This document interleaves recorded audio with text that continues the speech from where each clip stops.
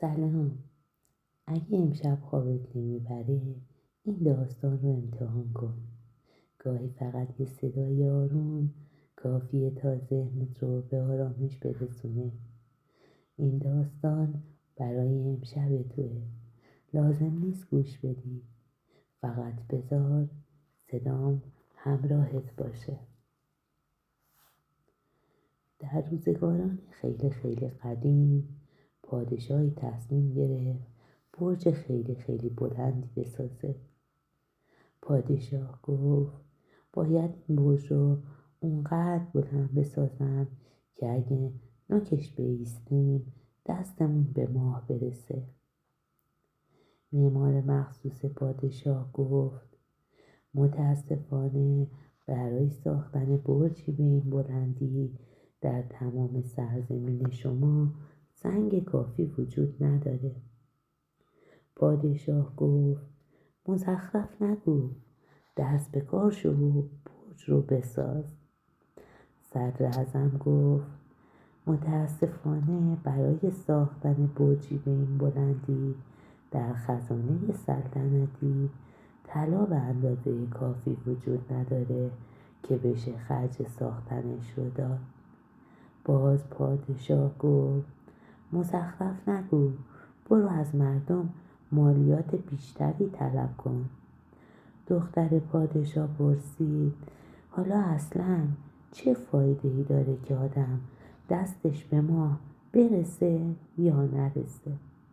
ولی پادشاه توجهی نکرد، چون سرش خیلی شلوغ بود و داشت برنامه ریزی میکرد که برج رو پیریزی کنه و خرج و مخارج ساختن برج رو حساب کتاب میکرد. دستور داد نصف پایتخت رو خراب کنن تا برجش اونجا جا بشه. مردم شهر درباره ساختن برج به 2 قسمت تقسیم شده بودن. نصف اونا فکر میکردن که پروژه عالی است. اونا میگفتن خیلی مهمه که بتونیم قبل از هر رقیب دیگه‌ای ما به ماه دست بزنیم. ولی نصف دیگه مردم شهر که داشت خونه ها و مغازه هاشون خراب می شد و اونا رو از دست می دادن، برای ساختن برج طبیعتاً کمتر مشتاق بودن. ولی حتی همونا هم کلاً مخالف ساخته شدن برج نبودن. اونا فقط مخالف ساخته شدن برج در قسمت کار و خونه خودشون بودن. اونا میگفتن قطعاً خیلی عالی میشه وقتی که روی نوک پا بایستیم و دستمون به ماه برسه. چه لذتی بالاتر از این وجود داره؟ ولی خیلی عاقلانه تر بود که اگه این برج در نصف دیگه شهر ساخته میشد، چون که زمین اون نصفه شهر بلندتر از این نصفه شهره. دختر پادشاه دوباره پرسید حالا اصلاً چه فایده‌ای داره که دست ما به ماه برسه یا نرسه؟ ولی انگار که داشت با یه دیک چوب حرف میزد. البته راستش رو بخواید اون واقعاً هم داشت با یه دیک چوب حرف میزد. میدونید این شاهزاده خانم یه راز داشت، ولی نمیتونم بهتون بگم چه رازی. نه، الان نمیتونم بگم. خلاصه نصف شهر رو خراب کردن و به جاش شروع کردن به ساختن برج بلند. شهروندانی که خونه هاشون رو از دست داده بودن مجبور شدن پشت دیواره شهر چادر بزنن و در زمستان که هوا سرد بود خیلی اذیت شدن. ولی هیچ کس اجازه نداشت دوباره خونه بسازه، چون که همه سنگای شهر برای ساختن برج لازم بود. به همه معدن‌های سنگ سرزمین دستور داده شد که تک تک سنگ‌هایی رو که تولید می‌کنند برای ساختن برج بفرستند. بناها و کارگرها روز و شب کار کردند. تمام تابستون و زمستون و تابستون سال بعد. وقتی که زمستون فرا رسید، طبقه اول برج ساخته شده بود.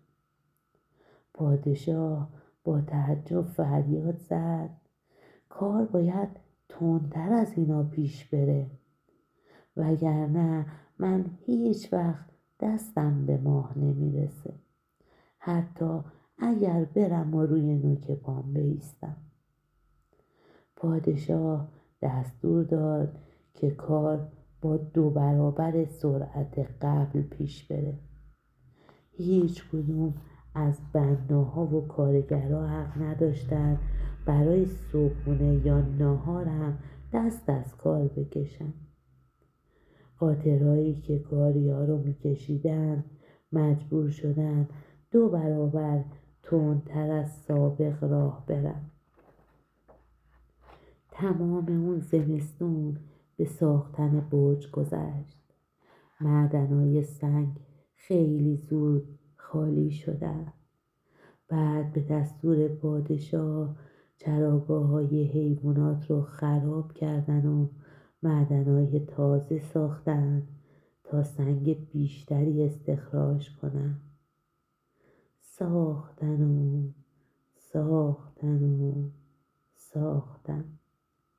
تا آخر سال بعد طبقه دوم برج ساخته شد.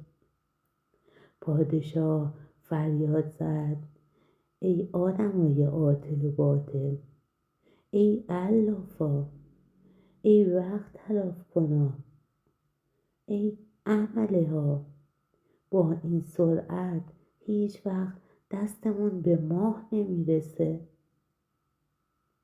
اون وقت دستور داد که نیمی از مردم سرزمینش کاراشون رو تعطیل کنن و در عوض روی برج کار کنن.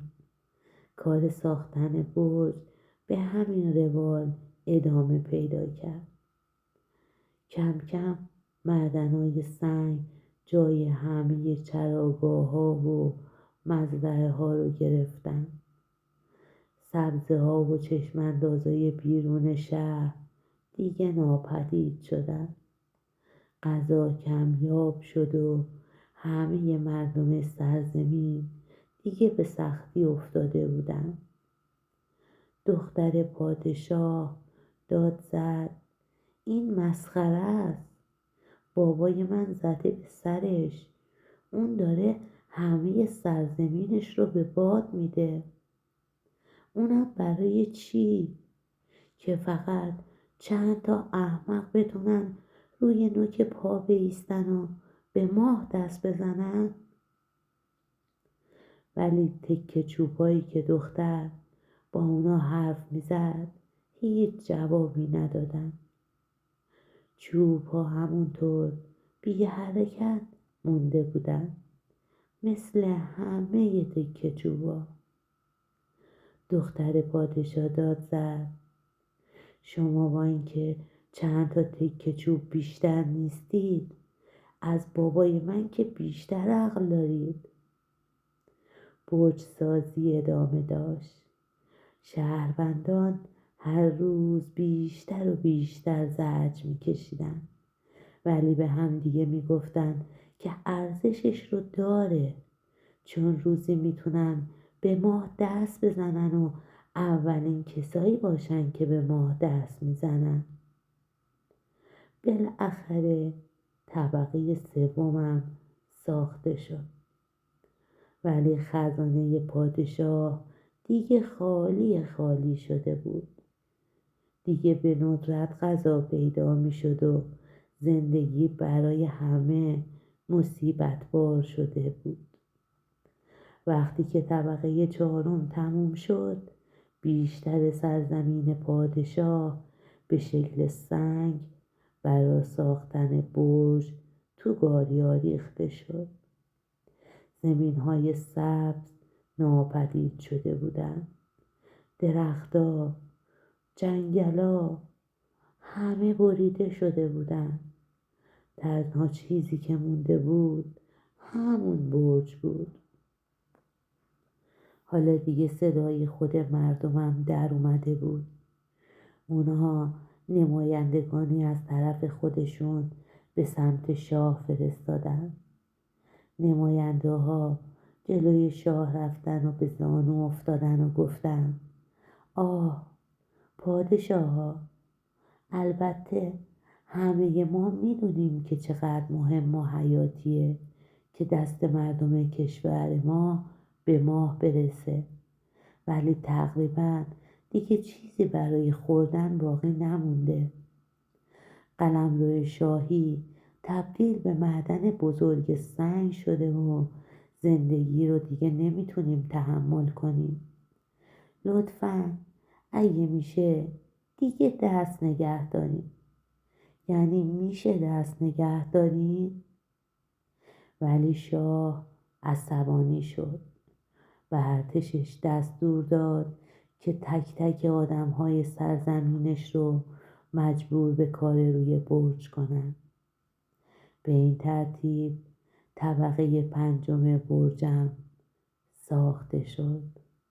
دختر پادشاه که حالا دختر زیبای 16 ساله‌ای شده بود گفت: میخوام یک بار برای همیشه این قضیه رو تموم کنم. حالا وقتش رسیده که من راز این شاهزاده خانم رو برای شما دوستان تعریف کنم.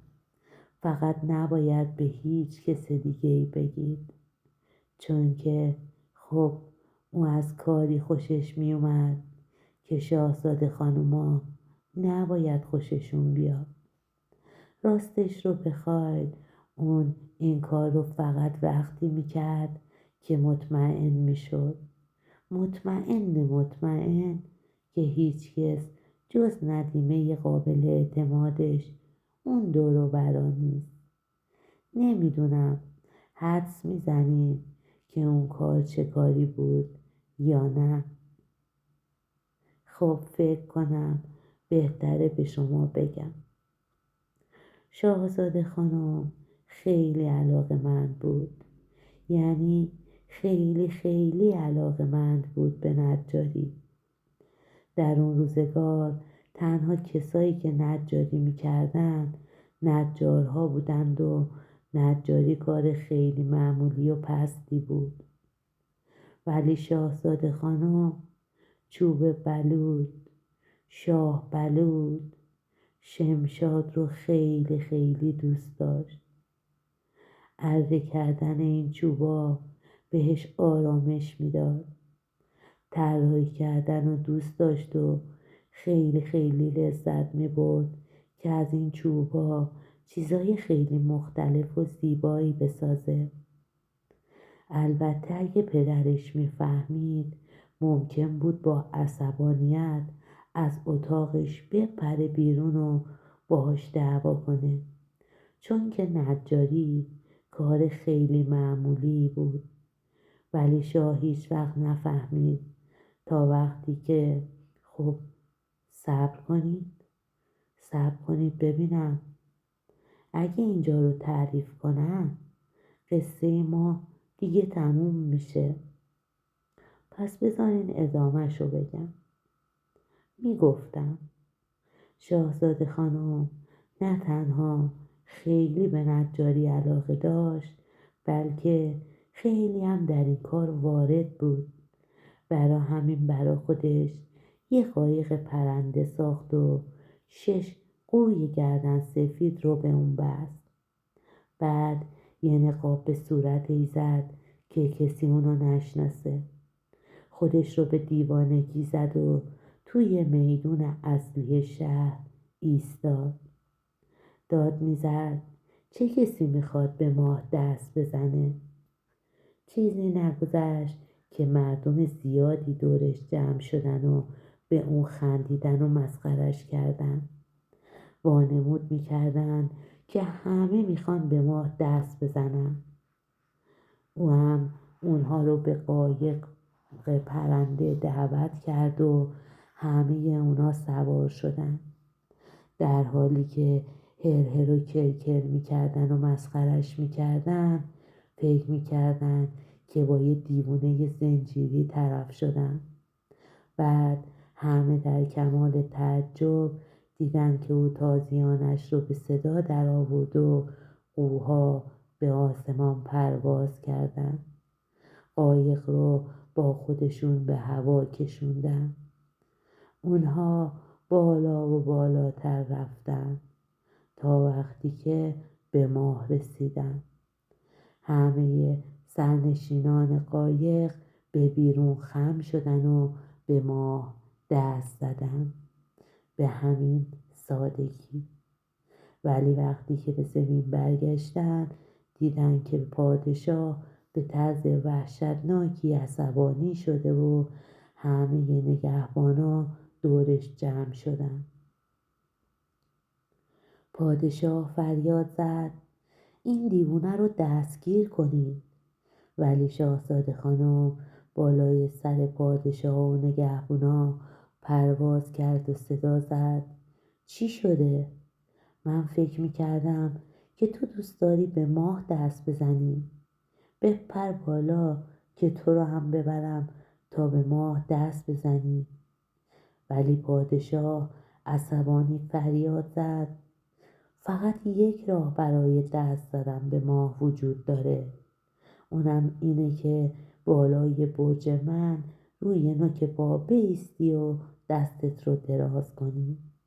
مردم شهر که با قایق پرواز کرده بودن فریاد زدن ولی ما خودمون به ماه دست زدیم. نگاه کن، اثر انگشتای ما همونجا روی ماه مونده. پادشاه سرش رو بلند کرد. اثر انگشتای اونا رو که مثل لکه های کوچولو بودن همه جای ماه دید.